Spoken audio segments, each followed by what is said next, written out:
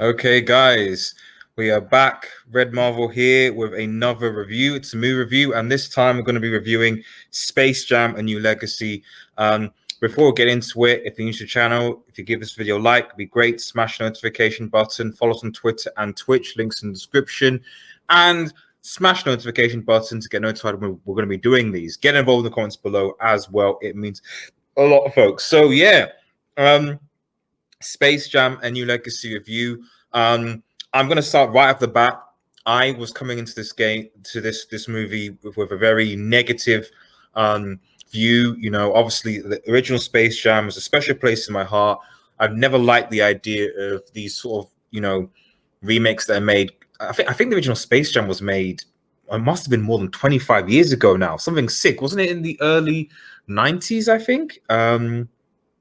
Late 90s. Yeah, 2021, 2019, 98, I possibly. So at least like 20, 25 years ago. And my goodness, man,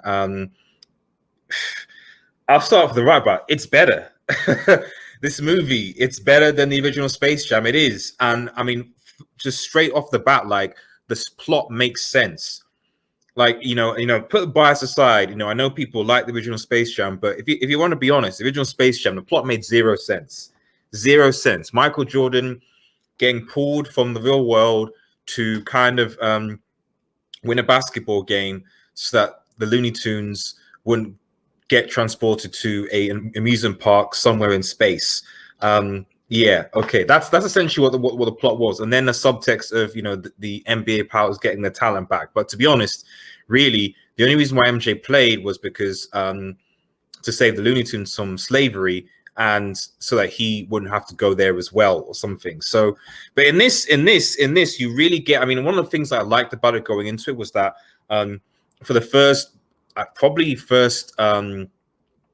good half an hour of the movie, you got a lot of exposition, from LeBron James and his family, etc. So you become invested in the characters, in LeBron, his family, his son, the sort of the tension between him and what. And by the way, spoilers. I'm going to put this in the title. Spoilers. I should have said this up, but spoilers. But anyway, yeah, you get into it, and the whole premise at the start behind is that LeBron and his sons, playing basketball, and one of his sons, the younger one, is more interested in gaming. And basically, it showed a nice flashback to LeBron and his family, where his mom looked like it was a single mom, basically with his coach being like, bro, if you're going to get big, you got to stop playing those video games and focus. And to be fair, I mean, as a guy growing up, like, you've heard that so many times, like video games distraction and so on. And then maybe it's a millennial generation thing, because from what it almost sounds like with LeBron, it's like, yeah, I can relate to that as someone who's grown up in that millennial era. I hear that, and yet it seems to be these Gen Zers. It's like, I want to do me. Let me do me, because that's his son's argument. It's like, I want me to do me. Like, what does me mean? What does me mean? What does that even mean? But anyway, he basically one of his sons prefers to play games, and creates his own game. And LeBron is like, I want you to do basketball, and the typical sort of father-son dynamic, where father wants him to do one thing, son's doing another thing. Eventually, LeBron kind of softens a bit and sees what the game is about. You fast forward into the movie. So, like I said, guys, compared to the previous Space Jam, this gives a lot more exposition, so that when you do get into the main core of the movie, which is seeing Bugs, Lola, the Warner Bros. Property, you're ready for invested in the characters, which I think is a massive improvement over the first movie. So the plot continues, and basically, the main villain, so algorithm, basically is angry, that LeBron James refuses his idea of putting him in various different Warner Bros. Properties. He wants to get recognition and respect. He ends up sucking LeBron's son, the one that have the beef with video games, and convinces him to use his game to challenge LeBron to basically a basketball game, and that's effectively the basic premise. And LeBron basically is told by Algie Rhythm, played by Don Cheadle, who does an amazing job. Don Cheadle probably is the best actor in this movie because he's the actor, but he does a very, very good job in this movie. So good. And basically he tells Bond that, bro, you got to play this game or you're going to stay here and everyone's going to stay here forever.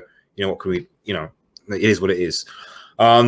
So that's it. That's the setup, and it's a pretty good setup. So, but then obviously going into it, LeBron is cast into the Toon world, having to try and assemble a team of players. And initially LeBron wants to kind of like, right, I've got Skip, going to get Superman, going to get Iron Giant, going to get all these big ballers. We're going to do something. But Bugs basically sort of psychs that and uses it as a way to get and find all the Looney Tune characters that basically left Looney Tune world for greener pastures, as deceived by Algie Ribbon, played by Don Cheadle. So it's a nice detour. You seem to go around the let's call it the Digiverse or the Warner Bros. Multiverse, as it were, with all the different characters. And yes, it is basically an advertisement for HBO Max, Warner Bros. Look, all the RPs that we have. You know, you go to DC world, you go to Mad Max world, you go to Matrix world, you know, and so on. And it's great, it's cool. I think the thing I like about it is that, like, yeah, it's there, but they don't shove it in your face as much as I thought they would. You know, they are cameos. You know, they are cameos, and then there are a few more cameos I want you guys to sort of look at, look into yourselves. But you know, they do the cameos well, is what I'm trying to say. So eventually, you know, I think you see from the movie that LeBron, you know, LeBron is and LeBron is okay. He's certainly a better actor than Michael Jordan was. Let's be real. But as LeBron kind of goes in, basically. The whole kind of point of his character development is just trying to get him to kind of see that people, you know, like enjoy the game of basketball, like have fun, etc. And he's very much like, we've got to, you know, so even with his vision, it's like it's still the same kind of, right, we've got to, you know, play it this way and do it this way so that we can win the game. And he carries that into the final game when they meet. And you've got the Goon Squad, who are all these kind of these basketball characters that basically are copied from scanned versions of the guy's game. And ironically, the twist is that that his son is on the other team, and his son doesn't really know what's going on. But as the game goes on, as the final basketball game goes on, his son kind of realizes, whoa, maybe I'm on the wrong team. So, you know, basically, you know, the movie ends like any sort of movie ends. The father and son make up, you know, and they go up, they tag team, and with the Toon Squad, you know, they go and to beat LG. And there's some nice touching moments, but for me, dude, this was a solid movie, guys. And I think one of the things, like I said, why this for me supersedes the original Space Jam, and I think it's solid, is just that, one, they don't overdo the product advertisement. It's there, but I don't think they shove it in your face much. I thought they would, so that was a pleasant surprise. Two, it's a plot that makes sense. It's still crazy, it's still random, but it makes some sort of coherent sense. You can follow it from A to B, and that's actually good considering how much is going on. Three, and I think this is the big thing, they gave some good character exposition to the LeBron family, which made you actually invest in the characters from the start.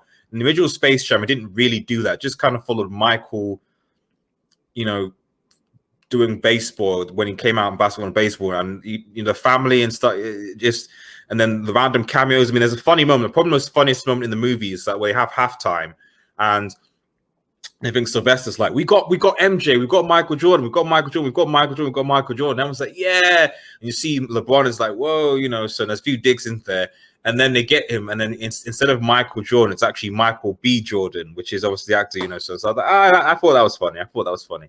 You know, yeah, and I think on top of obviously the exposition, you know, one of the things that I think that they really do is that they gave, unlike the first one, I felt that there was stakes, and that's something that I speak on a lot more movies, is that when there's, like, for example, one of my criticisms with Captain Marvel and various movies where when there's no stakes, it's difficult to get invested. You know, when there's nothing to lose, when it doesn't feel like there's high stakes, it just feels like, you know, well, what's the point really? You know, and I think in this Space Jam, compared to the original Space Jam, the stakes were higher, you know, especially when in the first half they were losing badly, and you could see the fact that, bro, if you lose, you guys are trapped. Your son's gonna be here, and especially because you invested in LeBron family and the LeBron family and Looney Tunes as they're more on screen, you know, there was just a lot more at stake, and so because of that, I felt more invested in this movie, So, but overall, guys, it was solid. It was a solid movie. Not the best, not amazing by any wonder, but I'd certainly say it's definitely worth a watch. Maybe not multiple times, but it's definitely good to see. And I think if you like the original Space Jam, if you could gel with that, I think this is probably a good showing. Like I said, I'm not hating on the original Space Jam. It has a warm place in my heart, but this is a better movie. It just is. From a story point of view, from a character point of view, even just LeBron being as a somewhat better actor than MJ, it's there. So yeah, guys, let me know your thoughts on the Space Jam you're going to see. Let's see. Hopefully you guys enjoy these movie reviews. Remember, if you're new to the channel, like, share, and subscribe to Red Marvel. Follow us on Twitter. Follow us on Twitch. Smash the notification button. Comment below. Let me know. Take care, everybody, and cheers.